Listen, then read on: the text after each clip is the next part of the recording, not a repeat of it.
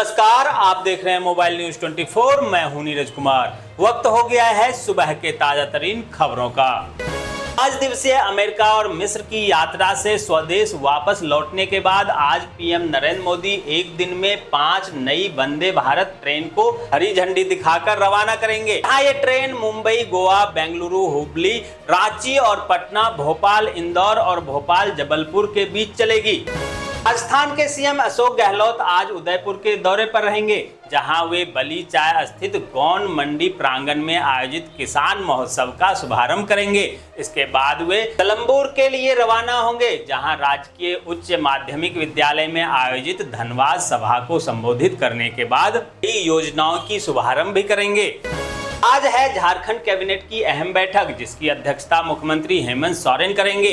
इस कैबिनेट बैठक में कई महत्वपूर्ण निर्णय लिए जा सकते हैं। तेलंगाना के मुख्यमंत्री के चंद्रशेखर राव आज से महाराष्ट्र की 2 दिवसीय यात्रा पर रहेंगे, जहां वे पंढरपुर और तुलजापुर के कई मंदिरों का दौरा कर वहां दर्शन और पूजन करने वाले हैं। बता दें कि पिछले कई दिनों से बीआरएस प्रमुख के चंद्रशेखर राव महाराष्ट्र में अपनी पार्टी की पैठ बनाने में जुटे हुए हैं।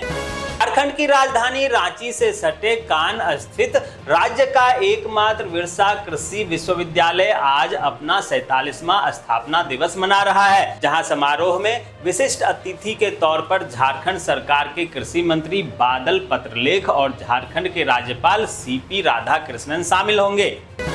पीएम नरेंद्र मोदी के संसदीय क्षेत्र वाराणसी में आज उत्तर प्रदेश के सीएम योगी आदित्यनाथ 2024 लोकसभा चुनाव का शंखनाद करेंगे, जहां जगतपुर मैदान में आयोजित कार्यक्रम के जरिए सीएम योगी वाराणसी की 8 विधानसभा समेत पूर्वांचल के आसपास के जिले को साधने की कोशिश करेंगे। दोस्तों, आगे बढ़ने से पहले आपसे रिक्वेस्ट है कि अगर आपने अब तक इस न्यूज को लाइक और कमेंट नहीं किया है तो प्लीज लाइक और कमेंट कर दीजिए, क्योंकि आपके लाइक और कमेंट का इंतजार हम शुरू से करते हैं और आपके लाइक और कमेंट आते ही हमारा खुशी का ठिकाना नहीं रहता है। और जैसा कि पता है कि कमेंट करने वाले लोगों का नाम हम न्यूज के लास्ट में बताते हैं, इसलिए इस न्यूज को लास्ट तक जरूर देखें। कांग्रेस महासचिव और छत्तीसगढ़ की प्रभारी कुमारी शैलजा आज छत्तीसगढ़ की राजधानी रायपुर में कांग्रेस पार्टी के बूथ चलो अभियान की शुरुआत करेंगी, जहां इस संबंध में जानकारी देते हुए संसदीय सचिव छत्तीसगढ़ शासन एवं विधायक कांकेर शिशुपाल सौरी ने बताया कि बस्तर संभाग के सभी 12 विधानसभा में कांग्रेस द्वारा बूथ चलो अभियान का आगाज करने वाली है। बंगाल की सीएम ममता बनर्जी आज पंचायत चुनाव के मद्देनजर कुंज विहार पहुंचेंगी, जहां वे दक्षिण विधानसभा अंतर्गत चंदामारी प्रांगण हाई स्कूल में चुनावी जनसभा को संबोधित करेंगी।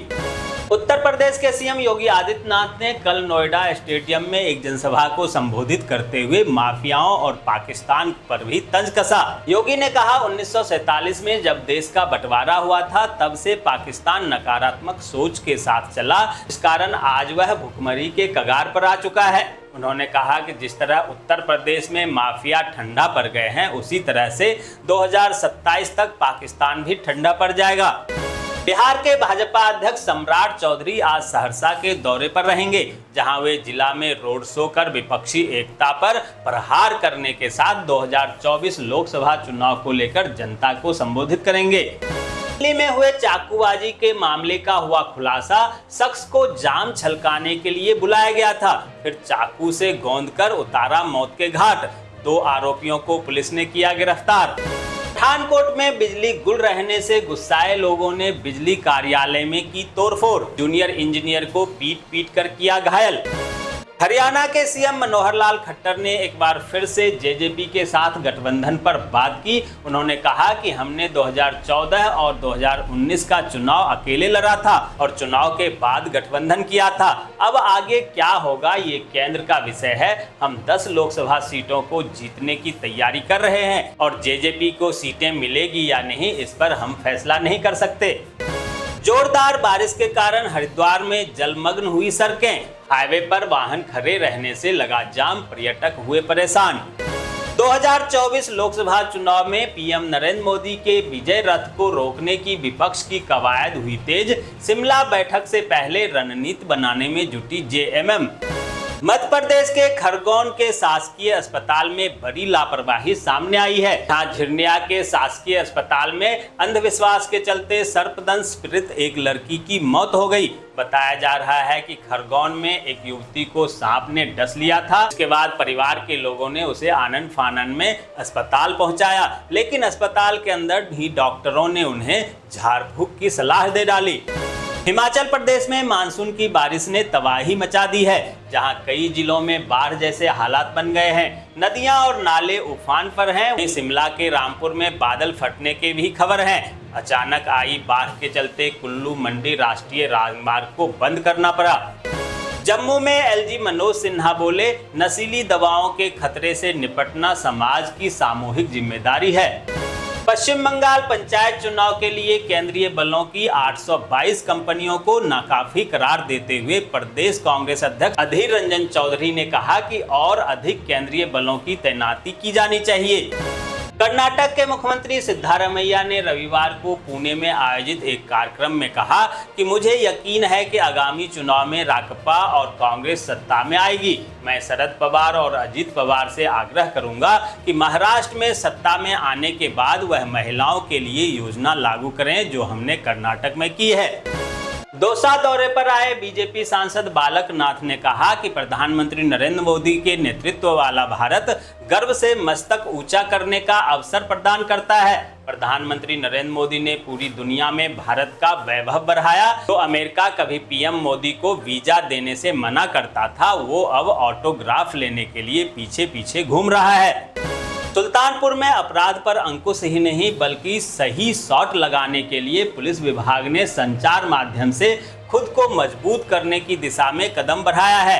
अब अपराध ही नहीं बल्कि ड्यूटी में लापरवाही बरतने वाले पुलिस कर्मियों पर भी ऊपर से नजर रखी जाएगी। लोगों के साथ होने वाले घटनाओं का क्षण भर में ही पुलिस को जानकारी प्राप्त होगी। इसके लिए पुलिस अधीक्षक सोमेन वर्मा के निर्देश पर कार्य शुरू कर दिया गया है।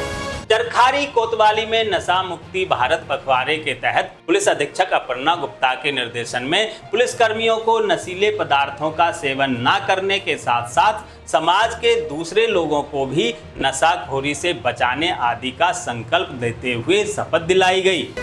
दोस्तों, मैं देख पा रहा हूं कि आप में से बहुत सारे लोगों ने इस न्यूज़ को लाइक किया है और कमेंट भी किया है, लेकिन कुछ लोग हैं जिन्होंने अभी भी लाइक और कमेंट नहीं किया है। उनके लाइक और कमेंट का इंतजार अभी भी हमें है, इसलिए प्लीज़ प्लीज़ प्लीज़ वे लोग भी लाइक और कमेंट कर दें, क्योंकि आपके लाइक से हमारा उत्साह बढ़ता है और हम उत्साहित होकर काम करते हैं।